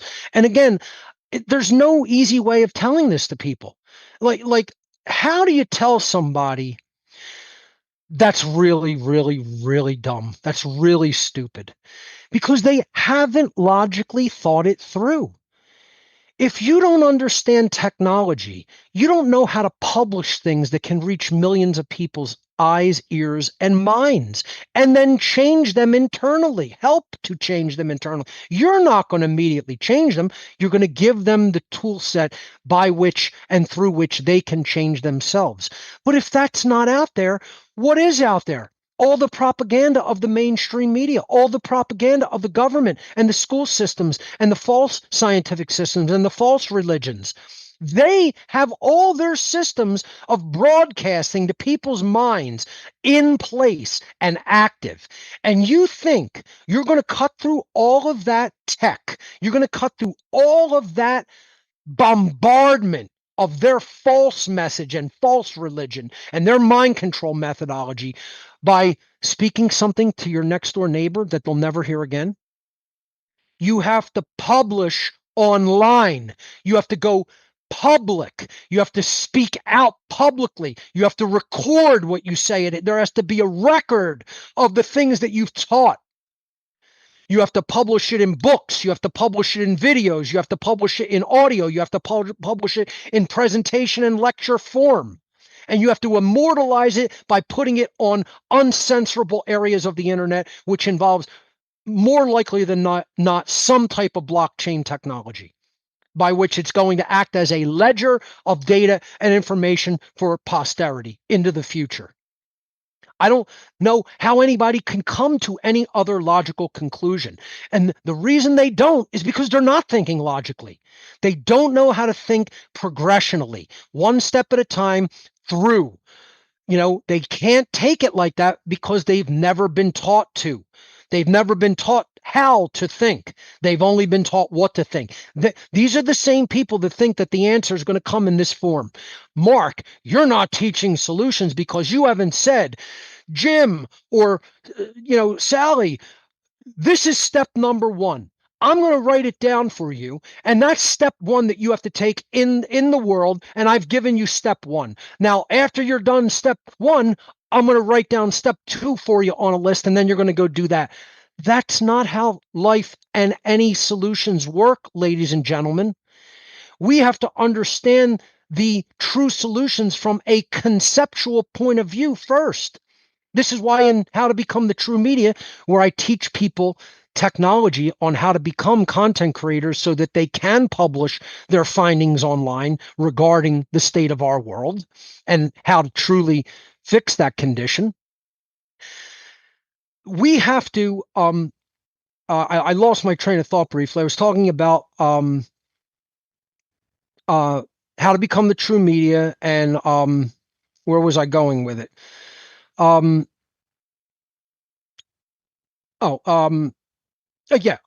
first step, the first idea, the first tenet of what I teach in How to Become the True Media is this isn't something that you do in step one, step two, step three, like a grocery list. Okay. The first tenet of How to Become the True Media is the concept is king.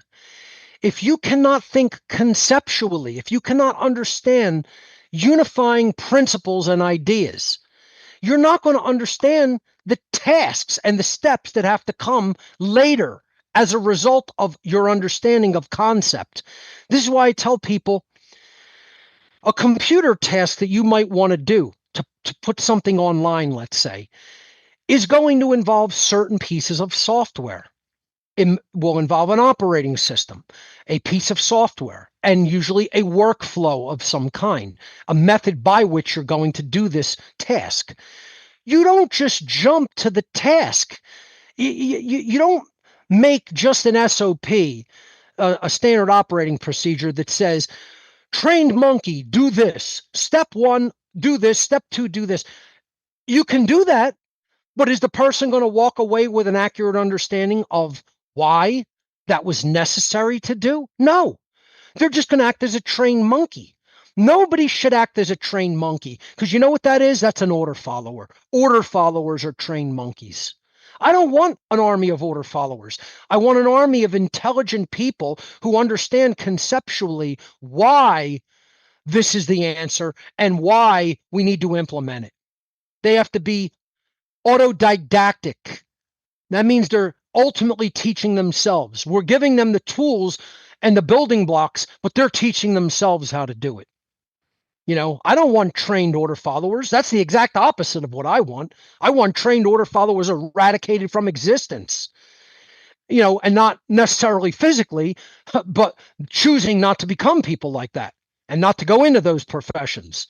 So what we teach in How to Become the True Media is the number one thing is to understand what you are doing from a conceptual framework, meaning the steps might change tomorrow. If the operating system changes, you might have a completely different workflow tomorrow. If the software program changes, you're not going to go through the same steps and menus and buttons. What if software is discontinued and it no longer works after a certain period of time, and you can't stay on the same computer forever? So eventually you have to move to a new piece of software to accomplish the task in technology and computing. Well, if you don't know conceptually what to do, you're looking at the computer program and you're like, I don't know how to work this. But conceptually, if you know what to do, you can figure it out in 2 minutes.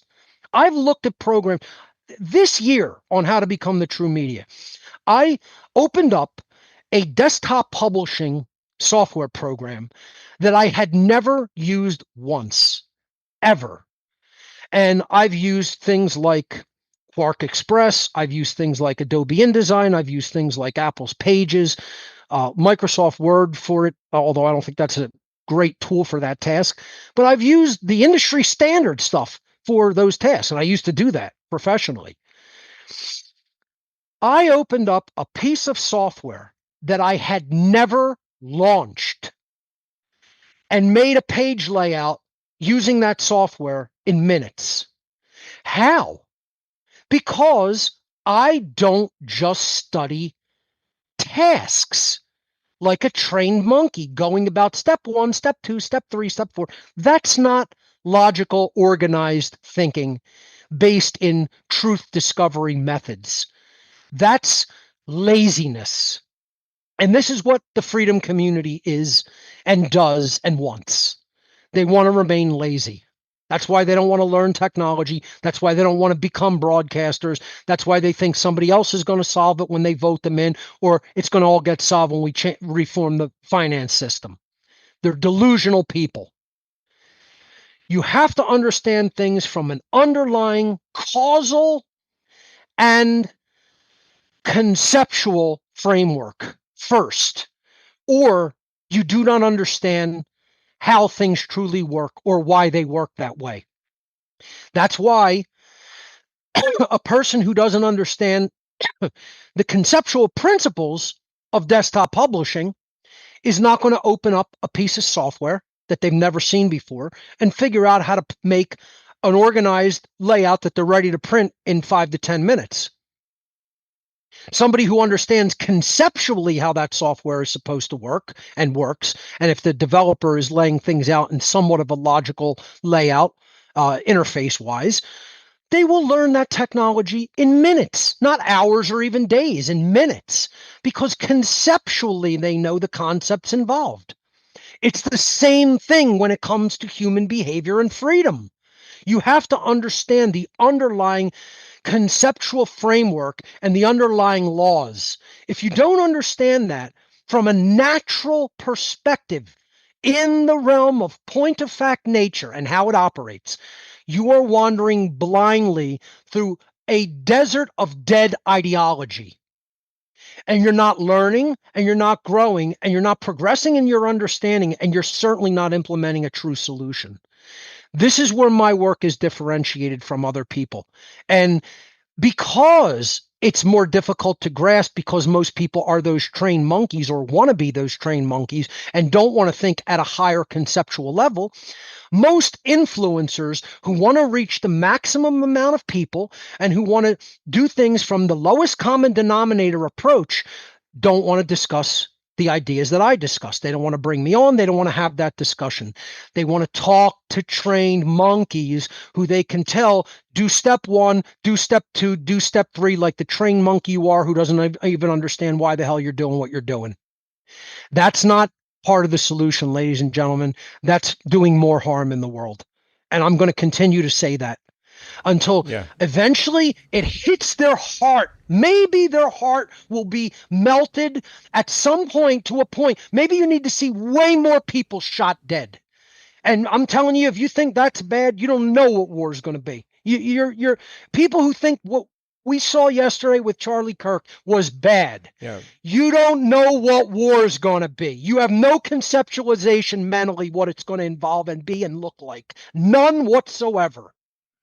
Because it will be so infinitely fucking worse than that. You won't even, you can't imagine it from the place you're at.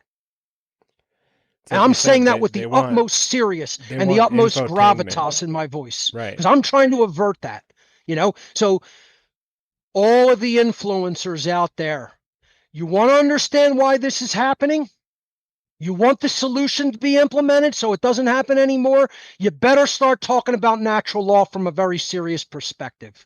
And this is really, again, symbolically what the G in the middle of the compasses and square in Freemasonry is about. I've told people it ultimately does stand for the generative principle. You have to care enough. You have to care. You have to deeply inside of your being, you have to care so much for the truth, and you have to care for what the real solutions are. You need to stop analyzing the results, the effects. They're over and done with. Nothing's going to bring an assassinated man back to life. But we can understand the causal factors that led to this from a moral perspective and start talking about those things instead of political and financial analysis, which isn't leading humanity anywhere except into deeper chains. That's where that's leading people, not into a state of true freedom. So that's what I hope will eventually unfold. Maybe their hearts will eventually be touched and melted somehow. I don't know if that's in the cards. But I do know the path that we're on as far as what people are doing and what influencers are doing and how they're trying to garner audiences. I'm not worried about a big audience. I want this message to get out. Of course, I want to be able to keep my operation running and then keep a roof over my head, and people would dare say you can't, make any resources from this. Like you're supposed to be some pauper. Like you're supposed to be some person that doesn't have 2 cents to rub together, so I can't even buy resources that I need to do this work, or to pay a mortgage on a house to keep a roof over my head and feed myself. The nerve of people like that. You don't know what's involved because you haven't lifted a fucking finger. That's the real thing that hits home. You want to call people who are really doing this kind of work and asking for donations for resources. You want to call them like names and say that they're not genuine because they're telling you that they need resources to continue an operation based in telling the truth. People have no idea what's involved in any part of this because you know how much they've done of it? Fucking zero.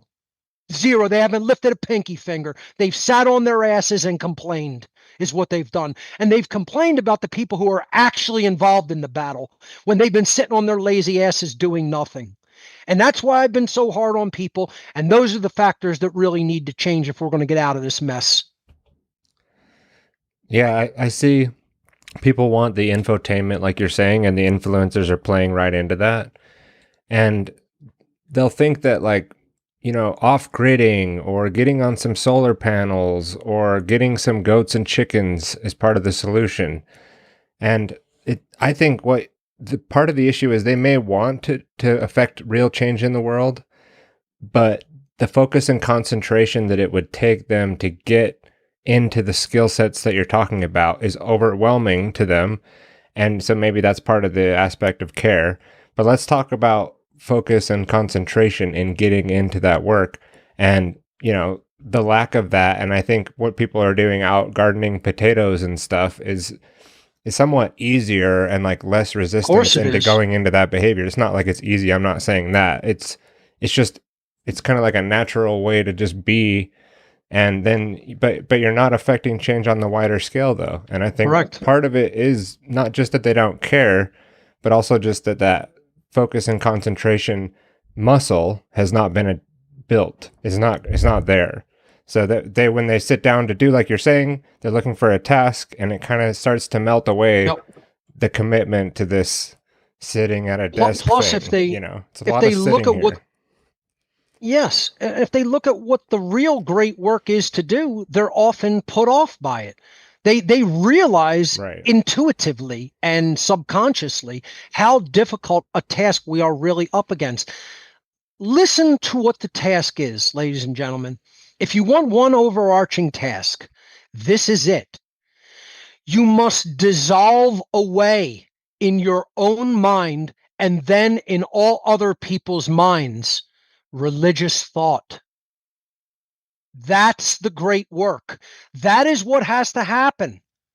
Think about how difficult that is, how clinging to the death people are of nonsensical religious ideas that is burned into their burnt brains. It is burnt in there so deep that it is one of the most challenging things to get them to see reason and to get them to see truth. They don't want to. They've installed that virus software program into the mind deliberately because they don't want the responsibility that comes hand in hand with knowing the truth and the real solution and knowing how difficult that is to do. And again, when I'm talking, I want to just go back to that brief symbolism that I was starting to unpack for a moment. The G in the middle of the compasses and square is not only about the generative principle of care, which I've talked about in my work. I call that the lost or eighth principle of the Hermetic principles, which is a tradition that talks about natural law and the underpinning principles that really lay under it as a foundation for its expression in the world. And I think that they are missing the most important of all the principles, and that's what do we deeply care about. We could talk about rhythm and gender and consequence, um, correspondence, etc., all day. But if we don't talk about what drives the heart, we're missing the biggest unifying factor. What we care about enough to actually try to do in the world, to make an effort, is what will ultimately manifest. And if we don't care enough, it will not manifest. So do we care enough to change people's minds so that it puts them in the mindset of a true understanding of how freedom works and how natural law works? Do we actually care enough to do that? Or do we just want the easy route and say, I'm going to try to live as off grid as possible so that people don't bother me until the world is completely destroyed, and then eventually they come and eat me and devour me in the process? It's like, that's not the answer. Isolation is not the answer. Engagement is the answer. That's why you think I agree with a political analysis and commentator like Charlie Kirk. I don't. I don't share his views on just about anything politically. I'm a radical anarchist that rejects the notion of authority entirely because I understand authority is a claim of ownership on another being and completely usurping their free will. And that's not called authority. That's a euphemism. It's a euphemism for the real thing that it is, slavery. I don't accept or believe in the moral legitimacy of slavery. But if you don't understand that's a completely reprehensible, immoral act, there's something broken in your brain and your heart and in your soul. And the point is, what I did respect about the man, he's having a discourse with people. He's not just jumping to violence. He's trying to explain his point of view. I have respect for anybody that could do that in an intelligible way. So this is tragic. This is nothing to celebrate. This is horrifying, and it's going to get infinitely more horrifying. This is the very beginning. This is first shots fired, ladies and gentlemen. If you think it's not going to get worse from here on out based on the mindset that is out there, you're nuts. Okay? So the G not only represents the generative principle of care, which drives everything. It underlies all of our behavior in life. It literally means gravity. And I don't just mean that from the perspective of the force of nature, of the physical force of gravity. But that is the unifying force, right? That's what physicists have been looking for. The quantum theory of gravity, the unified field theory, whatever you want to call it. The force that unifies all of the forces of physical forces of nature is gravity. And it means gravity, but not in that sense. It means gravity from the sense of this is important. This has gravity. This has weight. This has gravitas. This is serious. This is not a joke. This is not a game. This is not social hour or a social scene. This is not anything that should be taken lightly. This is something that should be taken with extreme seriousness and gravity.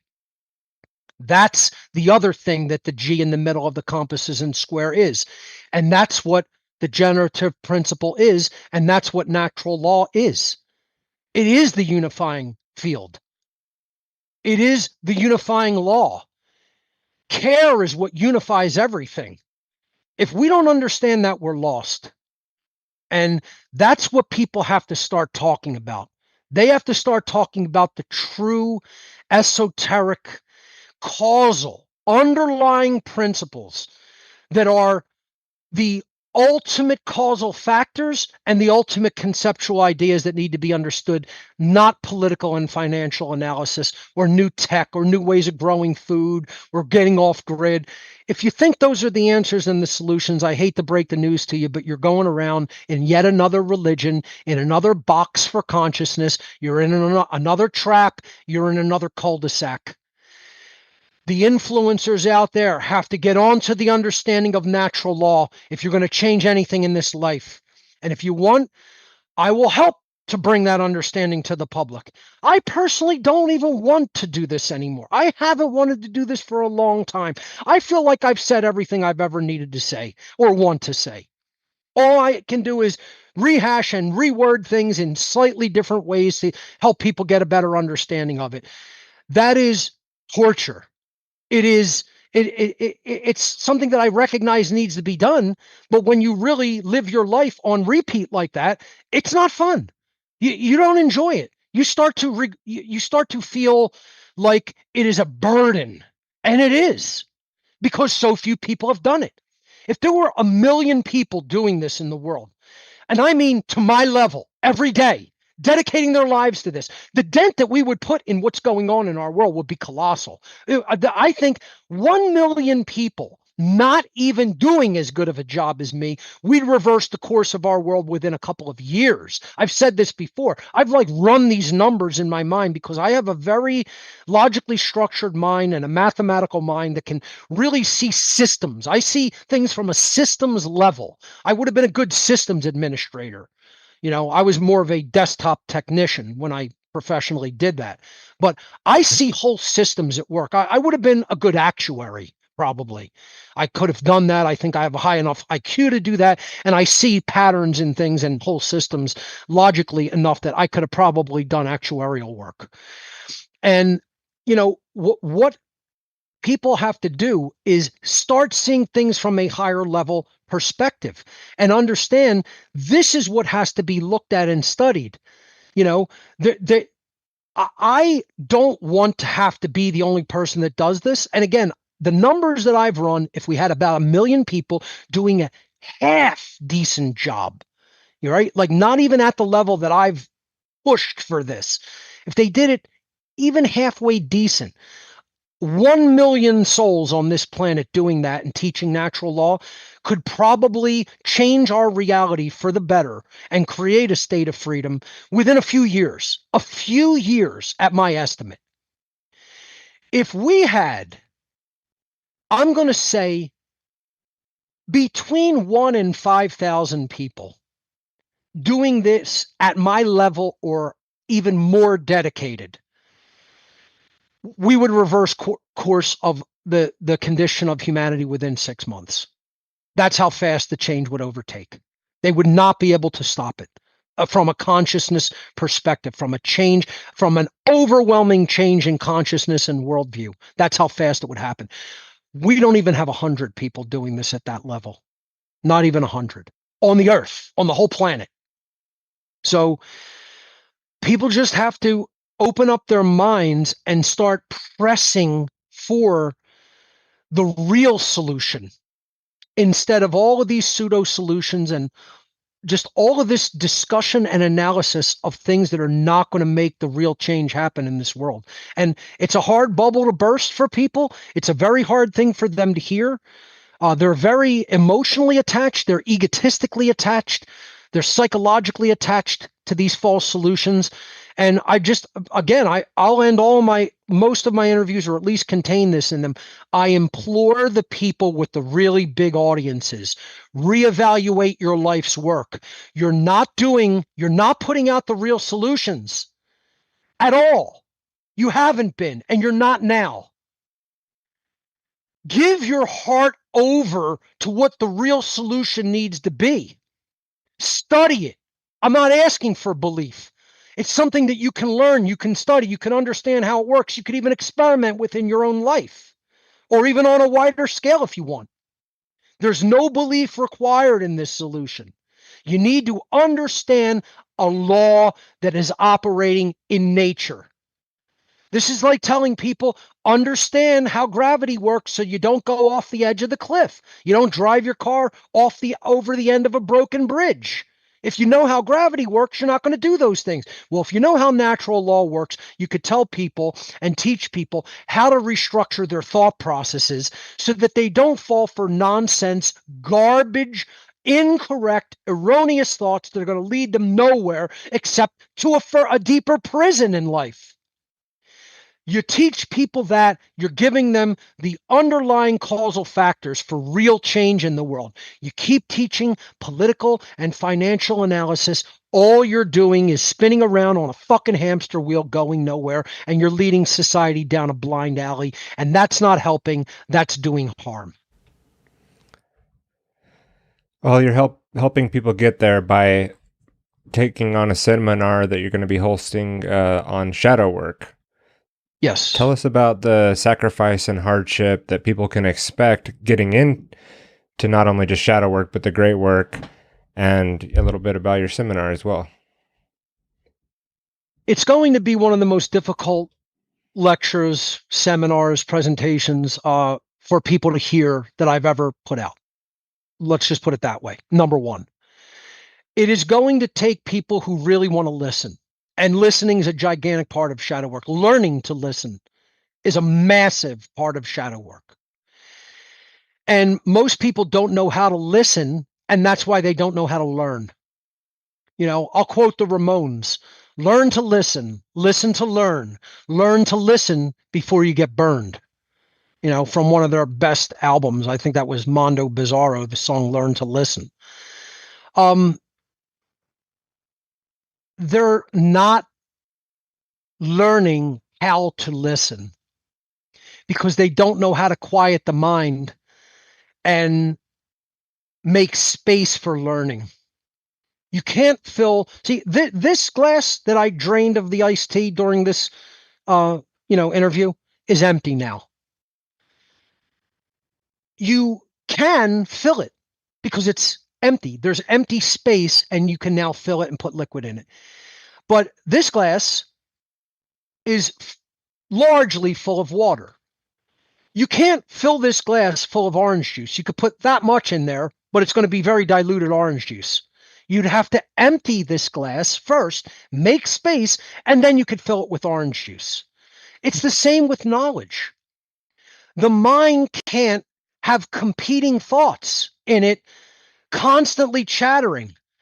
Even when you're trying to learn, if there's competing thoughts to the learning process, you're not going to learn. The elitists The Satanists, the social engineers, they teach their children this method. They understand that if you have competing thoughts that are chattering and erroneous, you're not going to learn. You're not going to get the methods. You're certainly not going to devote yourself to anything that's going to make you receive and achieve your goals. This is our community, though. They don't have these methods in hand. And I'll give another Masonic allegory. And again, I've taught a lot of Freemasonry. I'm not a lodge Freemason. I hold no rank. I teach it as an allegorical system for morality and for change and learning and growth, as I do many other occult traditions.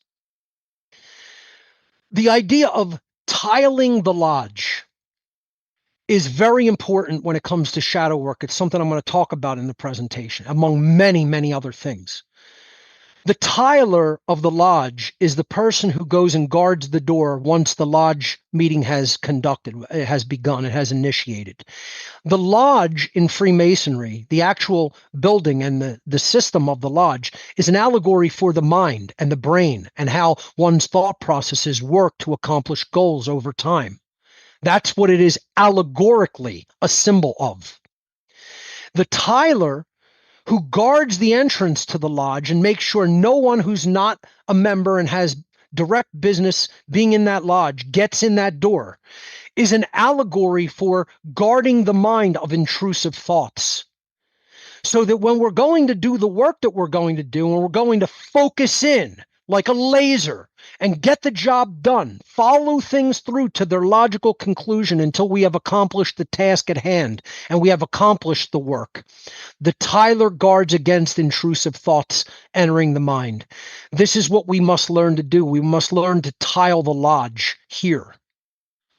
And people haven't been taught to do that by their parents, by their teachers, by their friends and family members, by their colleagues and their clergy, etc. They've been given completely erroneous thoughts and processes for the mind that lead us into blind alleys and don't allow us to receive the goals and the results that we say we want to achieve.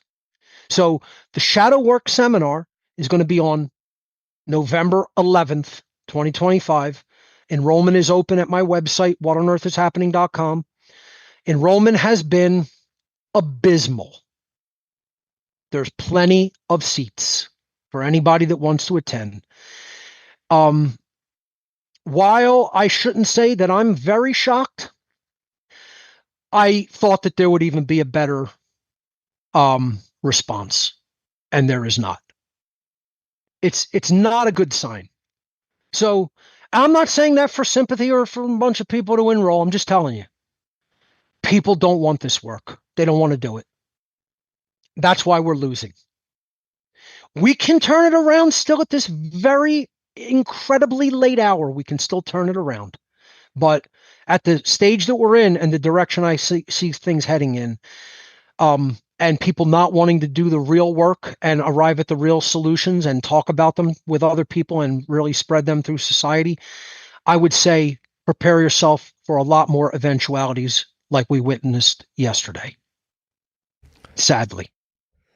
Yeah, it's still a choice, and that we still have the question mark on the keyboard. So final question for you, Mark. What is your message to the next generation of truth seekers, of people coming down this path who are not as familiar with all the work that obviously you've gone through, not familiar with your work? Maybe they're just kind of getting into this, and they're looking at, maybe one day I could, get into that and help out with this problem. What's your message to that generation of people coming on board? Very simple. Politics is a religious system of erroneous thought and a cult. Do not get involved with it and think that that is in any way ever going to be a solution for humanity moving forward.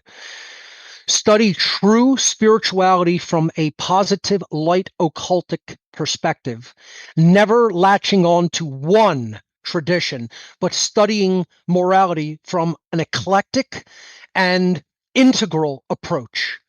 Do internal work upon yourself to improve your own understanding of how life and nature work and the laws that govern our behavior, and improve and learn and grow.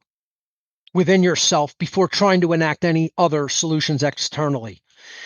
Then understand objective morality and natural law and teach that as far and as wide and as freely as possible. And try to influence people to those understandings and outcomes. And then we'll see an improvement in our world in a short factor of time, shorter than people would believe if that that ball is picked up and run with. It will happen so quickly and organically, we'll be shocked. The problem is not enough of us are currently doing that, nowhere near enough. So if you do want to get involved in that expansion of worldview and how that process starts to unfold, my website, whatonearthishappening.com, is there. All my information is up there for free. Start with the podcast section. Listen and view my podcasts in order at your own pace. Watch all of my video lectures and seminars. The worldview will unfold for you and you will understand. It is all there if you want it. You have to want it. You have to care enough for truth to want that badly enough to take the time and make the sacrifice to go through that material and much of the other material that I talk about and expose in my lectures and presentations. And you will get it, and a new worldview will unfold, and all the methodologies that you can then employ are also all there. So that's my advice to especially the young people out there. And I guess that's a good place that we could leave it. Absolutely. And I would just say it's 100% worth your time and energy and attention to go through from the beginning. Mark's podcast from number 1. He's got it on the website, so it's at the top. As soon as you click podcast, you can start your journey. I've gone through it probably at least 2.5 times completely. And then obviously all the other work that you've put out outside of the podcast. So definitely worth your time to go through and take Mark up on that offer. Any final thoughts, Mark, before we Tyler, I want to just say thank you for all of your efforts. I enjoy having you on One Great Work Network. The production that you have done through content creators that you've worked with is phenomenal. Your own work is phenomenal. Keep that up. And all we can do is continue to try. And I just want to thank you for extending the opportunity to me to be interviewed here today. So thank you. Okay. Thanks, Mark. You got it. Macabre.